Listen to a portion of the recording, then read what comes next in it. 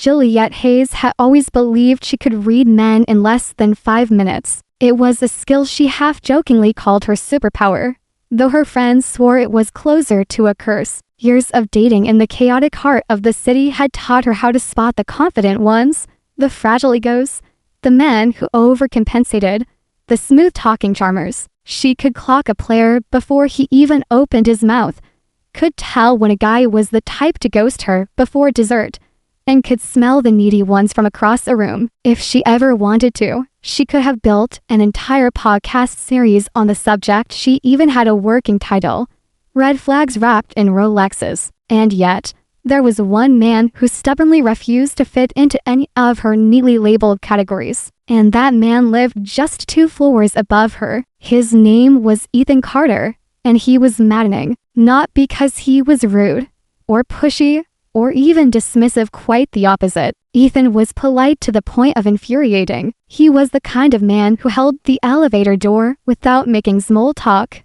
who smiled softly instead of tossing out cheesy lines, and who, in the entire year she'd lived in the building, had never once flirted with her. It wasn't as though he wasn't attractive. Oh, he was attractive, the kind of attractive that made women turn their heads twice and then pretend they hadn't been staring. He had a tall, lean frame, broad enough to suggest strength without looking like he lived at the gym. His thick, dark hair was always combed back neatly, and the wire-framed glasses he wore made him look like he had either graduated from Stanford or Mid. But what unsettled Juliet wasn't his looks. It was the softness about him, the quiet, measured way he carried himself. He seemed like the type to ask before hugging someone, the type to apologize if his shoulder brushed yours in a crowded space. Juliet had once joked to herself that he probably said sorry during sex. One night over margaritas, her friend Cassandra had said the words aloud. He's cute, sure,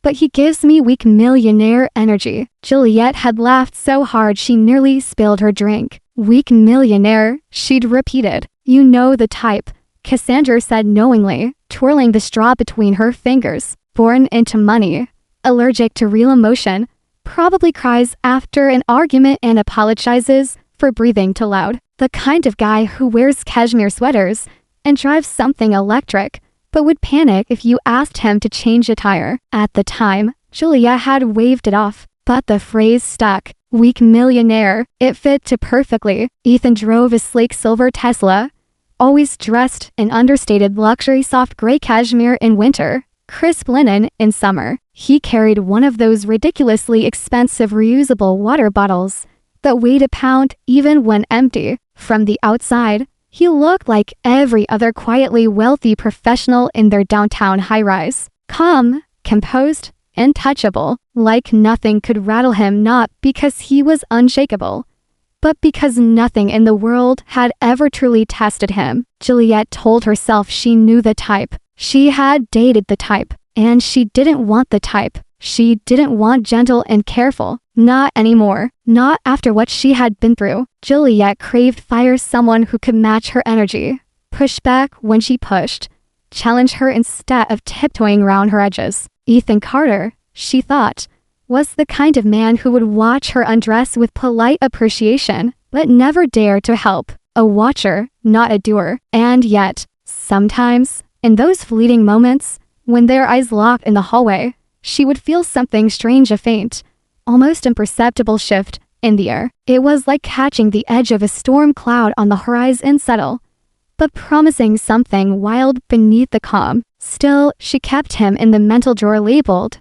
beautiful, not my type, until one night, until the power went out in the building, until she found herself stranded outside her apartment, barefoot, drenched from a sudden downpour, with no key, no phone battery, and no one to call. Lights spilled into the hallway from only one door at ends. When he opened it, his hair was damp, his feet bare, his sweatpants low on his hips, and his shirt only half buttoned. The warm amber glow from his apartment framed him, and for the first time, Juliet noticed the chest beneath that shirt, firm muscle beneath the soft layers she'd always seen. You can wait here if you want, he said, his voice deeper than she'd ever heard it. And later, much later, when her back arched beneath his steady hands and her lips trembled around his name, Juliet would finally understand. Softness was not weakness. It was restraint. It was power waiting for permission. And Ethan Carter was not weak. He was dangerous in the most intoxicating way. For almost 2 years,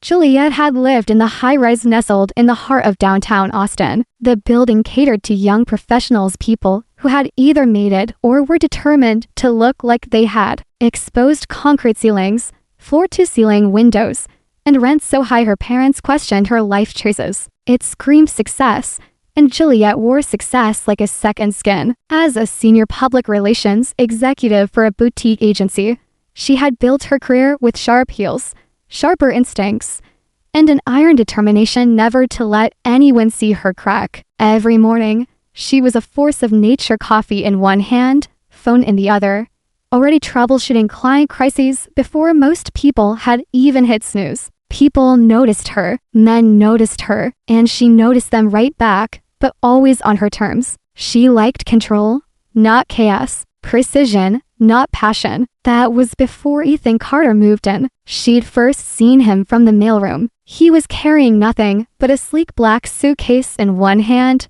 and a longboard under the other arm. No movers, no drama, just him and a key fob. He wasn't the kind to radiate dominance or distraction. He moved like someone who had nothing to prove to anyone. His clothes were simple. He smiled at the concierge, nodded politely to the neighbors, and carried himself with a kind of ease that almost irritated her. And then there was the strangest thing. He ignored her, not rudely, not like some men who used arrogance as armor. His was a respectful, neutral distance. He treated her like any other neighbor, which somehow made her more aware of him than if he'd tried to flirt. When they passed in the hallway, he would offer a soft smile or a polite nod. No lingering stares, no slick lines. And maybe that was why she found herself noticing him more than she wanted to admit. At rooftop mixers, her friends dubbed him the quiet tech guy. He sipped sparkling water instead of cocktails, listened more than he spoke, and often left early. Rumors swirled. One neighbor swore he'd sold and up for 8 figures. Another claimed he was on some kind of self-imposed sabbatical. Juliet didn't ask. She just watched. She noticed the way he always wore muted tones, like he didn't want to stand out, but somehow always did. She noticed the way he returned from sunrise jogs with a sheen of sweat and a relaxed pace, like he ran for himself, not for the world to see. She noticed the hardcover books by his pool chair, but she also noticed the little things, the way his jaw tightened when he thought no one was watching, the slight limp in his left step, like an old injury still lingered, and most of all, the way his eyes sometimes carried shadows, as if holding stories he'd never told. Yes, Ethan Carter was soft, but not in the way she'd thought. His softness was a choice, a shield, a form of control. She just hadn't realized it yet. She still kept her distance until the universe forced her hand. That night,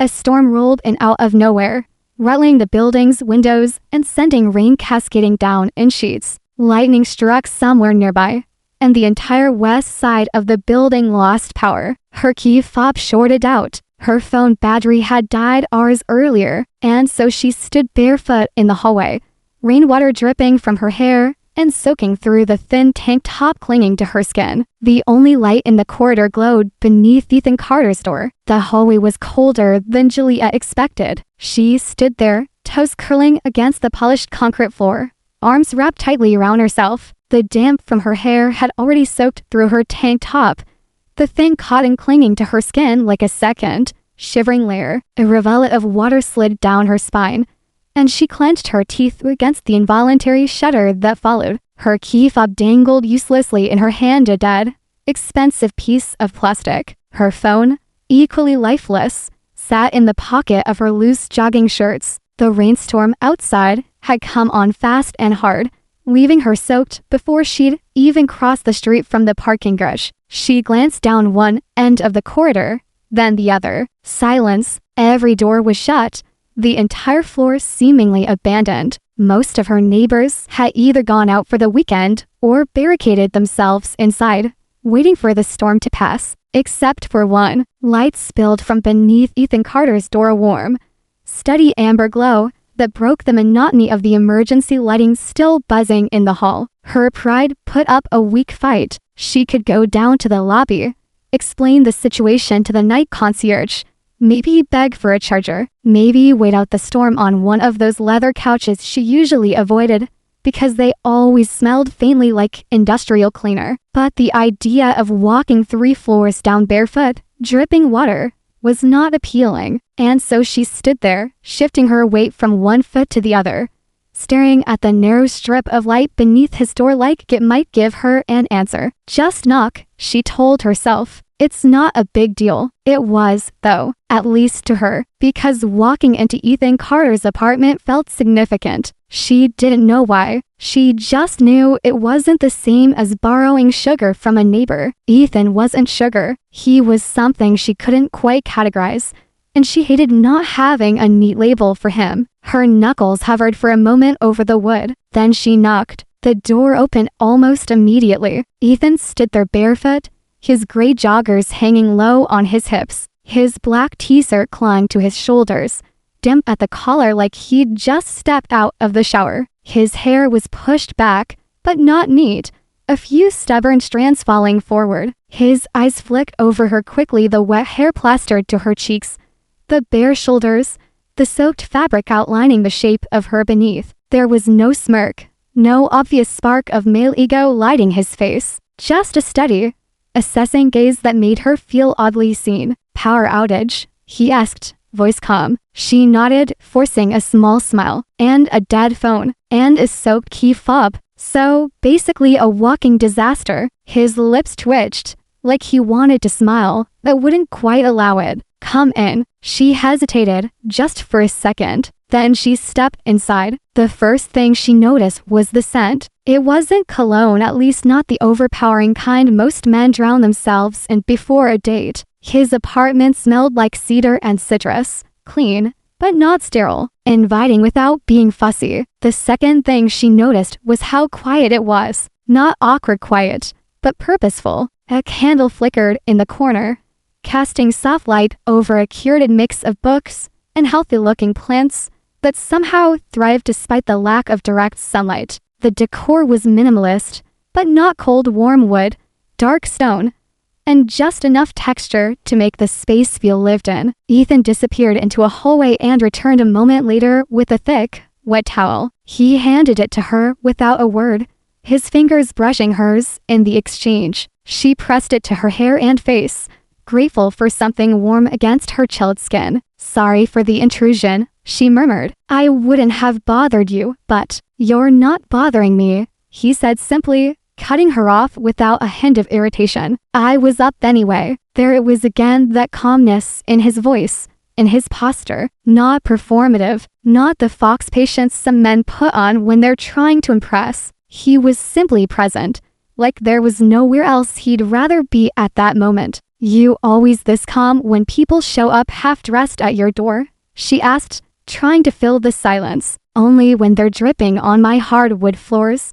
he replied, deadpan. She laughed before she could stop herself. He smiled, finally, and the air between them shifted just slightly, but enough for her to feel it. Let me make you some tea, he said, already moving toward the kitchen. She followed, towel draped over her shoulders like a shawl. From behind, she noticed the breadth of his back, the way the t-shirt hugged him. He wasn't soft, she realized. He wasn't thin, either. He was toned in a way that suggested intention, not vanity. This is a nice place, she said, scanning the apartment again. It's peaceful. That's the point, he said simply, setting a kettle on the stove. Too much of my life was loud before. She tilted her head. What do you mean? Work, noise, people needing things all the time. His voice didn't change much, but there was a weight beneath it. Sometimes silence is the only thing that feels real. She didn't know how to respond to that,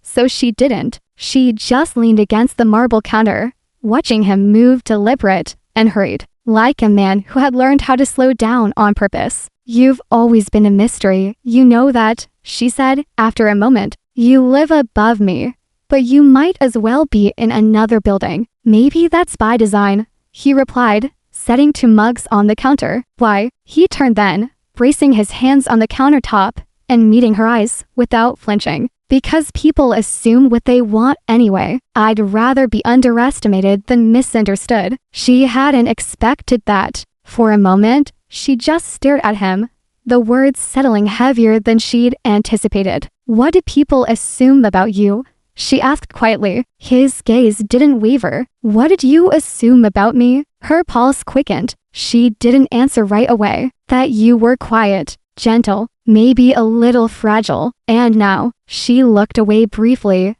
then back at him. Now, I think I might have gotten it wrong. He stepped closer slow, deliberate, leaving just enough space for her to back away if she wanted to. She didn't move. You're shivering, he said. Sit. I'll grab a blanket. She obeyed, perching on the edge of his low, dark gray couch. A moment later, he returned with a thick knit throw and draped it over her legs. His fingers brushed her knee, warm, steady, intentional. The touch was brief, but it sparked along her skin. She took the steaming mug from him, their fingers brushing again. He settled into the chair across from her, leaning back casually, one arm draped over the side. You always this comfortable with strangers in your living room? She asked. You're not a stranger, he said. You're someone I've watched walk past my door for months. Always in control, always 3 steps ahead. That sounds a lot like stalking, she teased.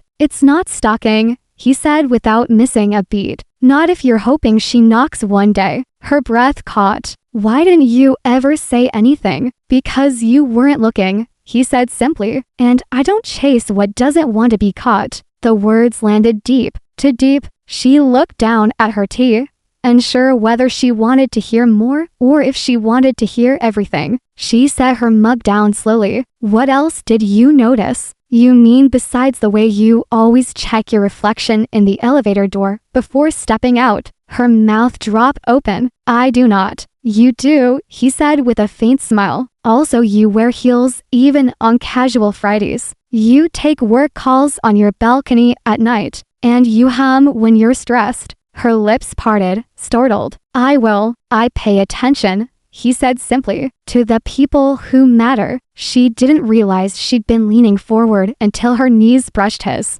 The blanket slipped down her legs, but she didn't adjust it. He didn't look away. Neither did she. Say something else, she whispered. His eyes stayed locked on hers. Your eyes get darker when you're hiding something, and right now, they're almost black. Her throat tightened. What am I hiding? That you're tired of pretending you're fine, he said. His voice was low, but there was nothing soft about the truth in it. She let out a sound somewhere between a laugh and a sigh. And what are you hiding, Ethan? He didn't blink. That I've been wondering what your name would sound like when you moaned it. The air shifted again. No, exploded. He pulsed through her chest, down her spine. You shouldn't say things like that, she whispered. Why? Because I might ask you to prove it. Her heartbeat thundered. Ask, she said. Ethan didn't move right away. If anything, he became even more still, like he was giving her one final chance to take back what she'd just said.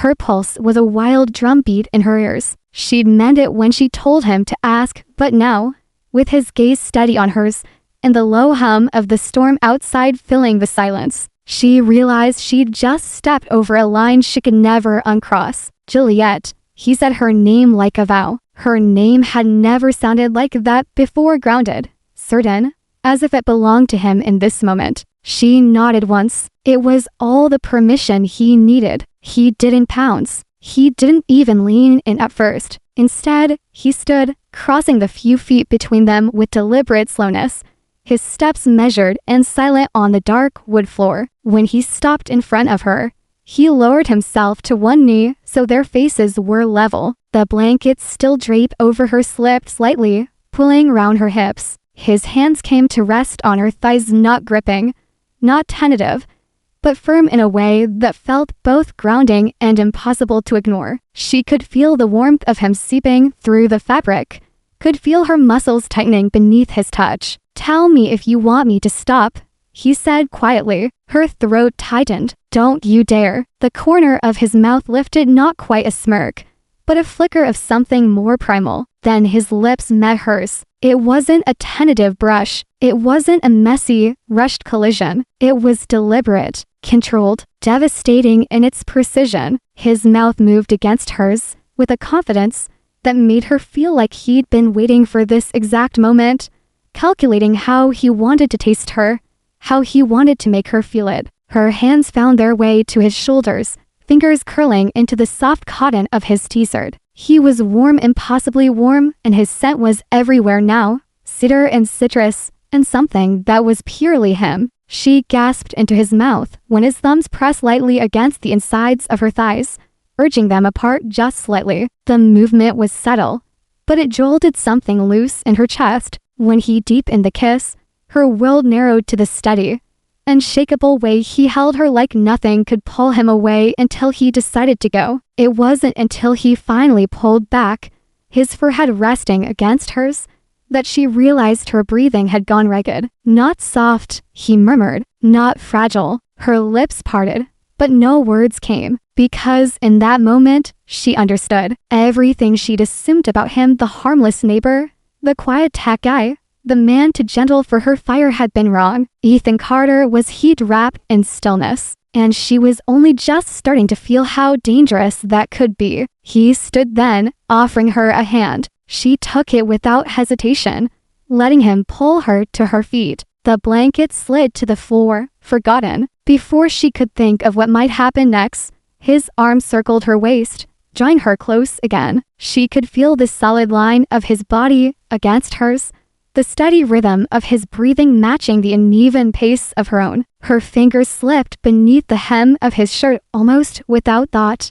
brushing against the heat of his skin. He made a sound low, almost a growl against her temple. The vibration of it seemed to go straight through her. The room felt smaller now, the air thicker, charged. She could hear the rain against the windows, the faint hiss of the candle still burning in the corner, the quiet rasp of fabric when his hand slid up her spine. You've been holding back, she whispered. So have you, he replied. The truth of it made her stomach twist in the best way. For months, she'd filed him away as untouchable, not because she couldn't reach him, but because she'd convinced herself she didn't want to. Now she knew better. Now she knew exactly what she'd been missing. Say it again, she said. His brow furrowed slightly. Say what? My name, Juliet. This time, he drew it out, letting each syllable roll off his tongue as his mouth brushed her ear. She shivered, her knees threatening to give way. Her hands tightened on his sides. Again, he obliged, murmuring it low against her neck,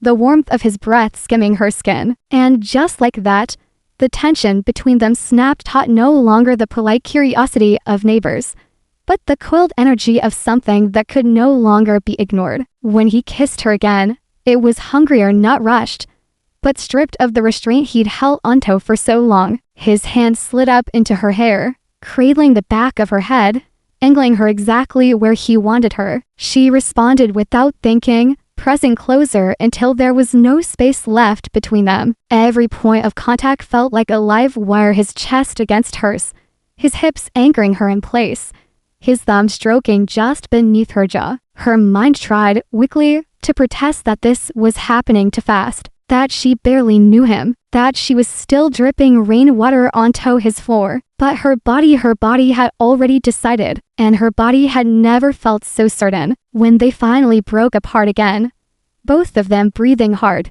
she realized she'd fisted the front of his shirt without even noticing. She loosened her grip slowly, letting her hands fall to her sides. You're not what I thought, she admitted, her voice softer than she'd intended. That's the point, he said, eyes locked on hers. I never wanted to be predictable. Something about the way he said it made her want to ask 100 questions. But instead, she just reached for the blanket, more to give her hand something to do than because she needed it. He didn't let her retreat too far. Stay, he said simply. She swallowed, nodding. Okay. Ethan moved toward the kitchen again, refilling the kettle as though nothing seismic had just shifted between them. She stood where she was, watching the broad line of his back, the easy way he carried himself. There was no swagger, no performance, but there was confidence in every measured movement. When he returned with 2 fresh mugs of tea, he handed one to her and settled back into the chair across from her. This time, though,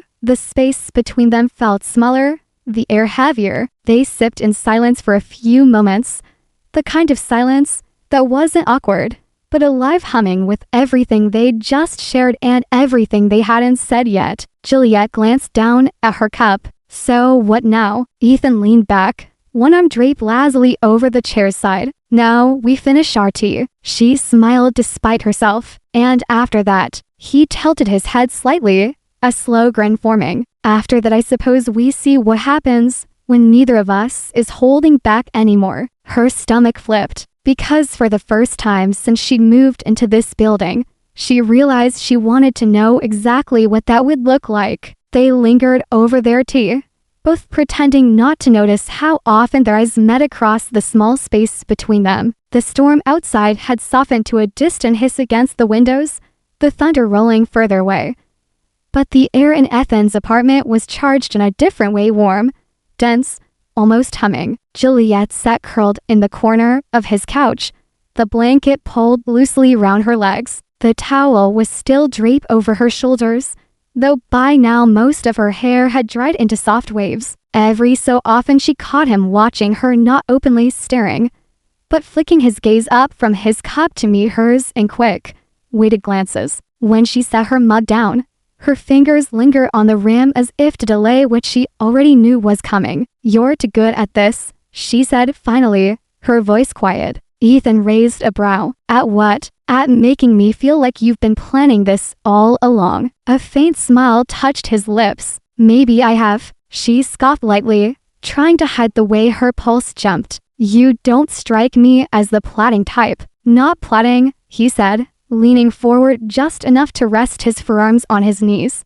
"Just patient." That word hit differently. She couldn't remember the last time a man had been patient with her, not in work, not in relationships, not in anything. Patience, she realized, could be its own kind of seduction. The blanket slid further down her legs when she shifted, and she caught the subtle movement of his eyes tracking the motion. Not lasciviously, not greedily, just aware, like he was cataloging every detail for later. Her skin felt to warm all of a sudden, the layers of clothing thin as they were suddenly too much. She stood slowly, letting the blanket fall completely to the couch. Ethan's gaze stayed locked on her face, not dropping even an inch. That restraint was intoxicating, infuriating. She wanted to shake it loose, to see what he looked like when that control snapped. "You're still holding back," she said, stepping closer. "So are you?" he returned, his voice lower now, her lips curved.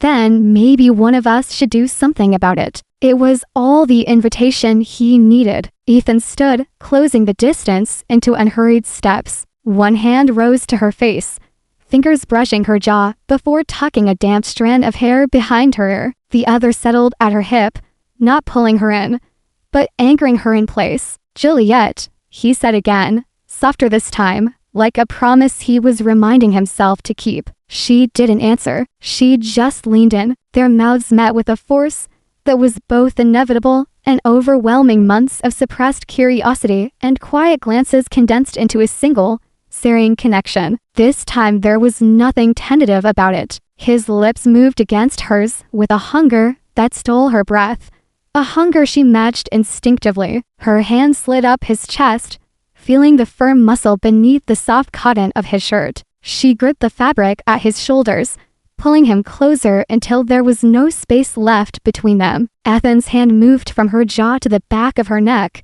holding her there as if to make sure she didn't retreat. His other hand slid around her waist, the heat of his palm burning through the damp fabric of her tank top. She parted her lips to him without hesitation, and the quiet groan he released in response vibrated through her entire body. The kiss deepened, slowed, then deepened again, like he was deliberately learning the exact rhythm that unraveled her. When his thumb brushed the curve of her ribs, she felt her knees weaken. He must have sensed it, because he stepped forward, guiding her back until she felt the cold wall at her spine. The contrast, the chill of the wall, the heat of him made her shiver. Ethan, she breathed. He pulled back just enough to look at her. Still think I'm the quiet neighbor with nothing to say? Her laugh was shaky. You've made your point. His lips curved into the faintest smile before he kissed her again.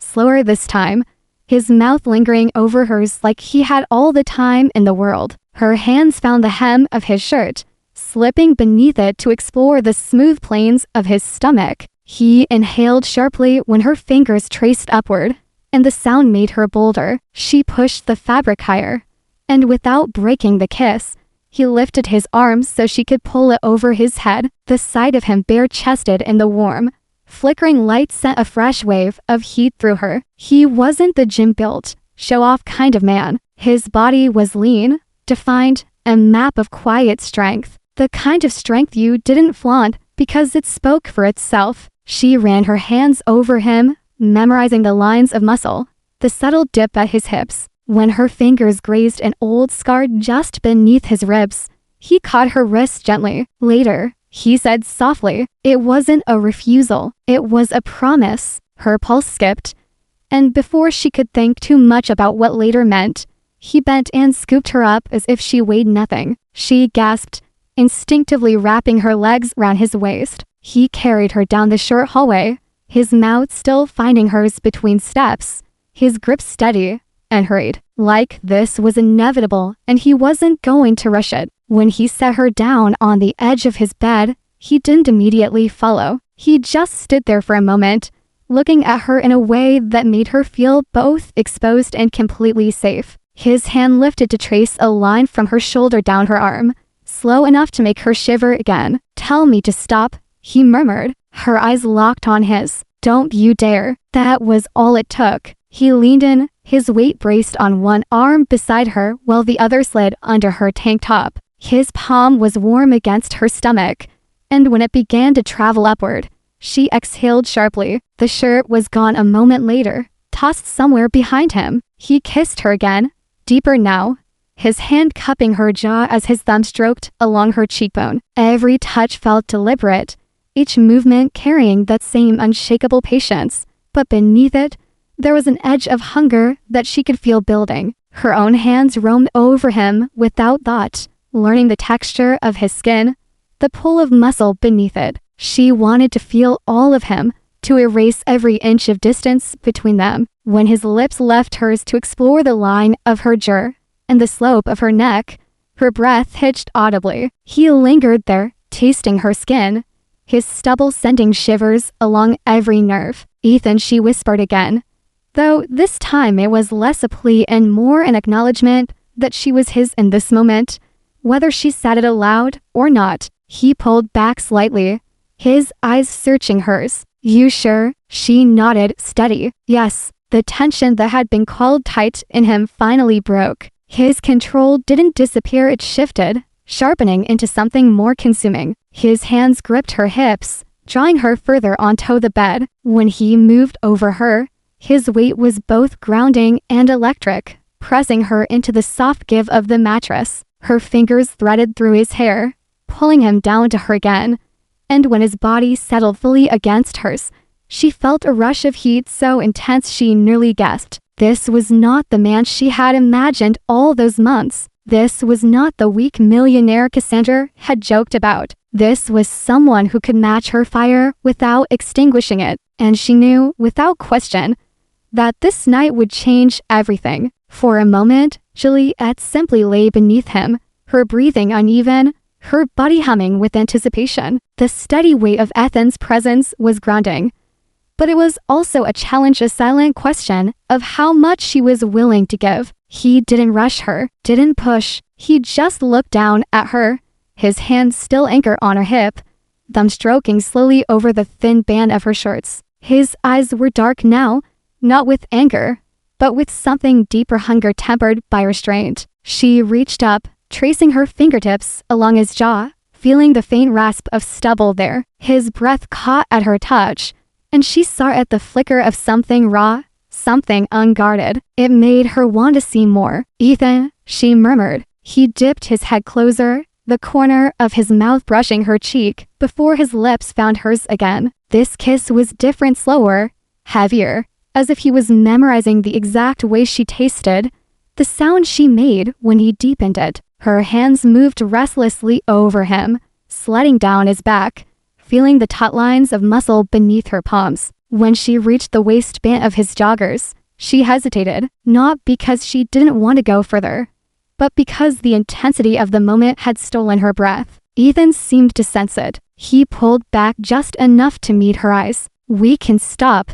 he said, his voice low but steady. She shook her head. "Don't you dare." That earned her a faint smile, but not the playful kind. This one carried weight. "Promise." He sat back slightly, his hand sliding to the hem of her shorts. "Then I'm not holding back anymore." Her pulse spiked at the sound of it. She lifted her hips, letting him ease them down, the fabric whispering against her skin. When they were gone, he took a moment not to look, but to simply run his hand slowly up the length of her legs, his touch both reverent and sure. Juliet's breath hitched when his palms reached her thighs. He bent, pressing a kiss to her knee, then another higher up. The deliberate pace made her toes curl. When his mouth finally reached the soft skin at the top of her thigh, she let out a sound she didn't recognize as her own. He lingered there, his breath warm, before lifting his gaze to hers. "You're beautiful," he said,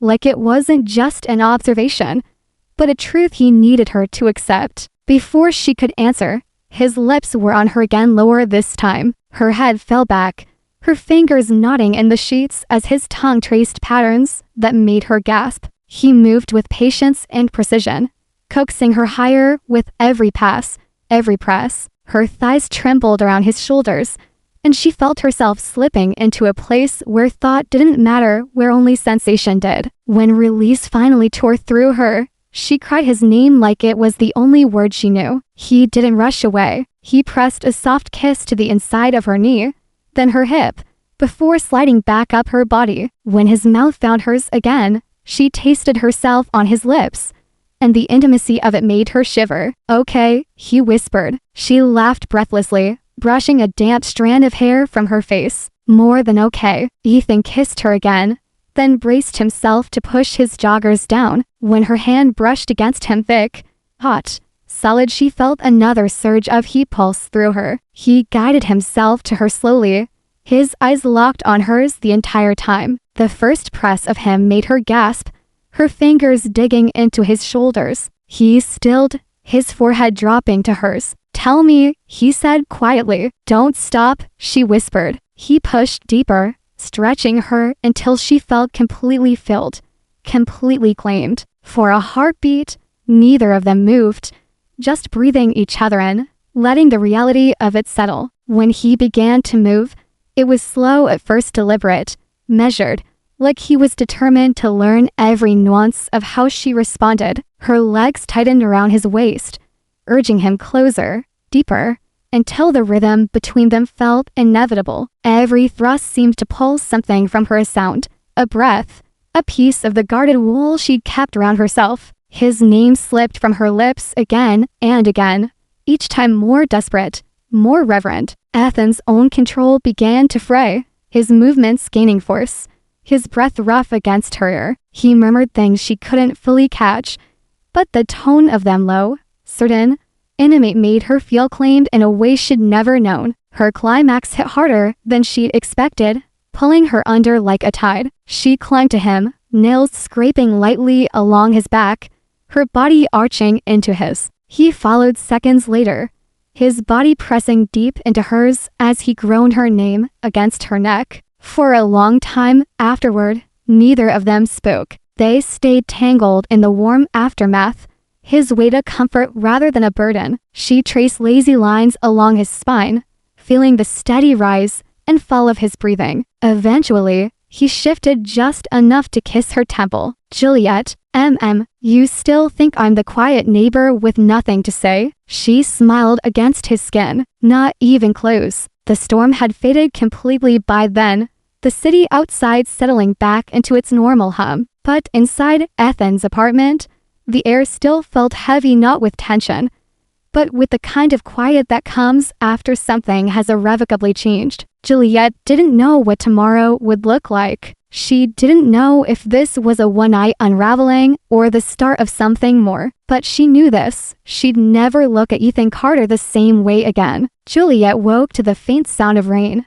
Though the storm had long since passed, the soft patter came from somewhere in the city, a drizzle clinging to the early morning quiet. Her cheek rested against the warm rise of Ethan's chest. Beneath her ear, his heartbeat thudded in a slow, steady rhythm that made her want to close her eyes again and pretend the world outside didn't exist. She didn't remember falling asleep. One moment, she had been sprawled against him, limbs tangled, the room still humming with the aftershocks of what they'd shared. The next, the dark had folded over her, and she'd let herself drift for the first time in years. Maybe, not because she was exhausted though she was, but because she'd felt safe. Safe in a way that wasn't just about locked doors or walls. Safe in a way that had nothing to do with the building and everything to do with the man beside her. She shifted slightly, her bare legs brushing against his. A slow ache wound through her muscles, the kind of ache that made her smile to herself. She felt him stir in response,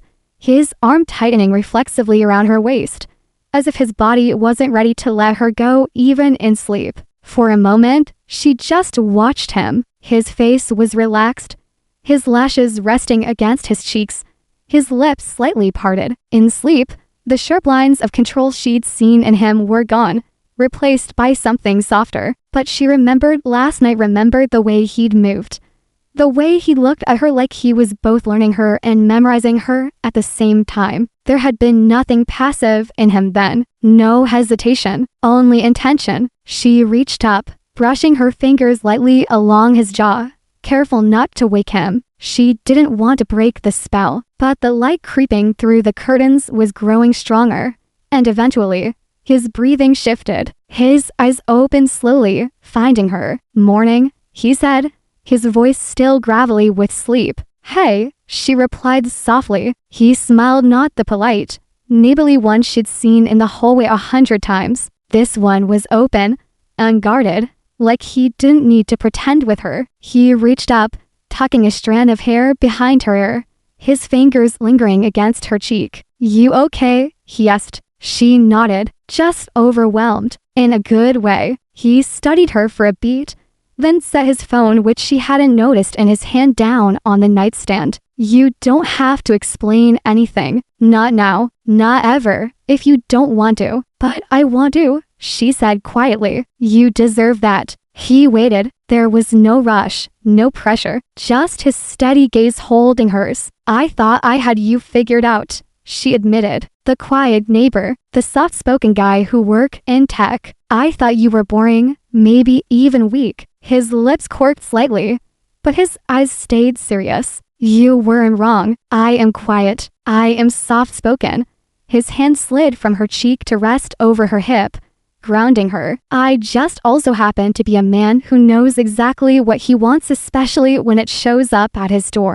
Soaking wet and wrapped in attitude, she laughed, an actual laugh, not the sharp, guarded kind she usually gave when she felt too exposed. The sound loosened something between them. "I've always chosen chaos," she said after a moment. "Men who burn hot and fast, who make me feel wanted but never safe. You were the opposite of that. It scared me." "And now?" he asked. Now she took a breath, feeling the truth of it even as she said it. "Now, I think I'm starting to realize that safety doesn't mean boring, and quiet doesn't mean weak." His gaze softened, but there was still an edge to it, like he was absorbing every word, storing it away. "I used to think the same about fire," he said, "that it was all destruction, but it can warm you too. It can save you." Juliet rested her head against his shoulder, the quiet between them suddenly thick with meaning. "So, what's your story?" "Ethan Carter, you hide it well." He went still for a moment, then exhaled. "I built a company in my 20s. Tech, a wellness app that got big fast. Too fast. Investors wanted more growth. My team wanted more control. I trusted the wrong people." Her brow furrowed,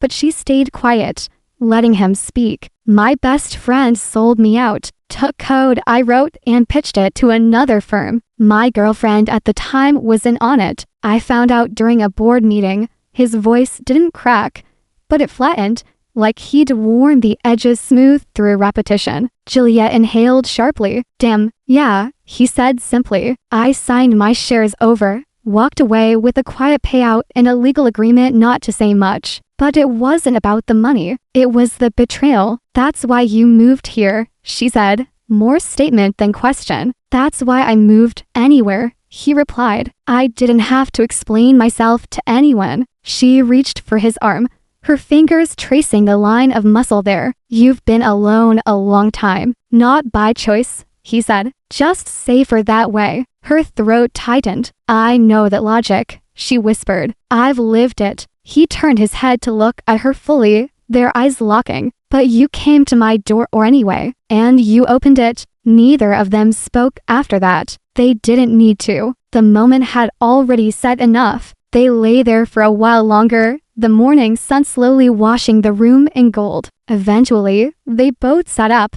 not because the moment had ended, but because life as it always did intruded. In the kitchen, Ethan moved around with the same quiet efficiency she'd noticed the night before. She sat at the island, wearing one of his hoodies, her knees drawn up, watching him cook. It was an image she knew she wouldn't forget. The tall, lean frame, bare feet on the tile, hair tousled, the faint crease of concentration between his brows. You cook? She asked, teasing lightly. He glanced over his shoulder with a faint smile. You eat, right? Breakfast was simple scrambled eggs, toast, black coffee, but they ate like it was more than food, like it was a small, ordinary ritual they'd both been missing without realizing it. At one point, their knees bumped under the counter. Neither of them moved away. It was easy, almost suspiciously easy, and that scared her in a way nothing else had. She had never known love, or even the beginning of love, to feel like this. Not loud, not chaotic, not demanding constant performance, just peaceful. And somewhere between the warmth of the hoodie she wore and the way he poured her coffee without asking how she liked it, because somehow he already knew, Juliet realized she might already be in deeper than she'd planned. By the time Juliet left Ethan's apartment later that morning, the city was wide awake. Cars moved in steady streams down the slick streets, honking in short bursts. People hurried along the sidewalks with umbrellas tilted against the lingering drizzle. The air smelled faintly of rain and wet concrete, a scent she'd always secretly loved. She carried the warmth of Ethan's apartment with her, not just in the hoodie still hanging loosely over her frame, but in the quiet weight of what had happened between them. The conversation, the shared stillness, the kind of intimacy that wasn't just about bodies, but about being seen. She didn't know if it was dangerous to feel this content so soon, but she wasn't ready to pick it apart yet. Her phone, now fully charged, buzzed as she stepped inside her own apartment. She set her keys on the counter and glanced down at the screen. A name she hadn't seen in months lit up the display. Marcus. Her thumb hovered over the green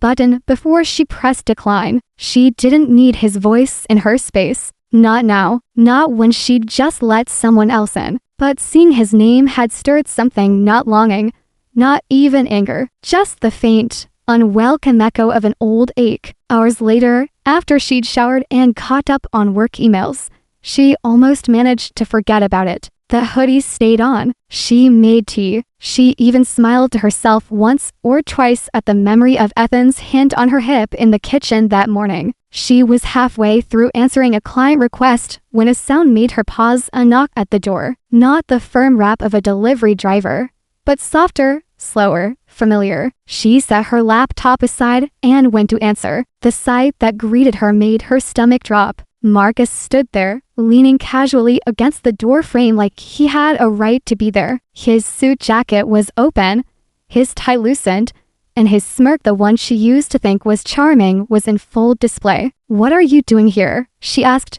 her voice cold but steady. "I was in town," he said, as if that explained anything. "Thought I'd check in, see how you're doing." Her grip on the doorknob tightened. "You left me, Marcus." There's nothing to check. Come on, Jules. Don't be like that. Don't call me that, she snapped. You don't get to shrink me anymore. He raised his hands in mock surrender. Okay, I get it. You've moved on. I have, she said flatly. I'm with someone now. His eyebrows rose. The quiet neighbor doesn't seem like your type. He is, she said without hesitation. Because he listens. Because he shows up. So did I. No, she cut in. You left without warning, without explanation, and now you think you can just show up like nothing happened? His expression hardened, the smirk faltering. I made a mistake. Yes, she said evenly, and I'm done paying for it. Before he could reply, she stepped back and shut the door. Her heart was pounding, her hands shaking slightly. It took nearly an hour and another cup of tea for the adrenaline to settle. She didn't text Ethan right away. Part of her wanted to shield him from the mess of her past, at least for now. But Ethan found out anyway. It was just after midnight when another knock sounded at her door. This time, she knew immediately who it was. She opened it to find him standing there, not in the crisp calm she was used to, but with a guarded edge in his eyes. Marcus was outside your door today, he said. His tone was low, measured. I saw him, heard enough to know he's not just some coworker. Juliet's throat went dry. I didn't know he'd show up. I didn't invite him. But you talked to him. Because I needed closure, she said. Because I needed to tell him it's over. For real. Ethan exhaled, running a hand through his hair. You should have told me. I was going to, she said, stepping closer. I just needed time to process. He shook his head slightly. Juliet, I've given you space since the moment we met. I've waited for you to trust me, but I'm not going to compete with ghosts. She stared at him, her chest tightening. You don't have to. He means nothing. Then show me, he said quietly, not with words, with truth. She hesitated, her pulse thundering in her ears. Then she closed the distance, pressing her forehead to his chest. I'm scared, she whispered. I know, he said. Me too, but I'm here, and I need you to be too. They didn't make love that night. They just sat together on the couch, wrapped in blankets, their breaths sensing in the stillness. It was more intimate than anything they'd shared in bed. The next morning, Juliet deleted Marcus's number. She blocked him on every platform. Then she sat down with a pen and paper, something she hadn't done in years,